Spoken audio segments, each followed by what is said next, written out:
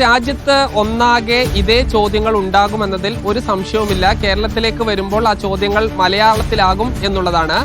Citizen amendment act ആണ് ഇതിന്റെ ഒരു മാനദണ്ഡം എന്ന് പറയുന്നത്. ആ തീയതികളാണ് ഇതിൽ മുഴുവനായി വന്നിരിക്കുന്നത്. അതായത് ഇന്ത്യ റിപ്പബ്ലിക്കായ 1950 ജനുവരി 26 മുതൽ 1987 ജൂലൈ 1 വരെ ഉള്ള മുഴുവൻ ആളുകൾക്കും അന്ന് ഇന്ത്യയിൽ ജനിച്ച ആളുകൾക്ക് പൗരത്വം നൽകാൻ തീരുമാനിച്ചിരുന്നു.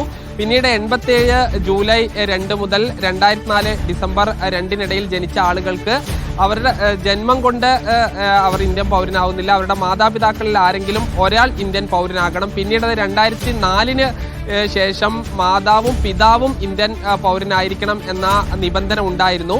ഇതേ വ്യവസ്ഥകളാണ് ഇപ്പോൾ SIRലും വെച്ചിരിക്കുന്നത്. ഇതിൽ ഏറ്റവും പ്രധാനപ്പെട്ട ഒരു കാര്യമെന്ന് പറയുന്നത് പുതുതായി വോട്ടർ പട്ടികയിൽ ഉൾപ്പെടാൻ പോകുന്ന ആളുകൾക്ക് അവരുടെ മാതാപിതാക്കളുടെ ജന്മസ്ഥലം ഏതാണെന്ന് കാണിക്കണം എന്നുള്ളതാണ്. ഇപ്പോൾ 12 രേഖകളാണ് ഇതിൽ ഉൾപ്പെടുത്തിയിരിക്കുന്നത്. ഈ 12 രേഖകളിൽ ബർത്ത് സർട്ടിഫിക്കറ്റ് ആണ് ഇതിനൊരു രേഖയായി സമർപ്പിക്കാൻ കഴിയുക, ഇല്ലെങ്കിൽ സ്കൂൾ സർട്ടിഫിക്കറ്റ്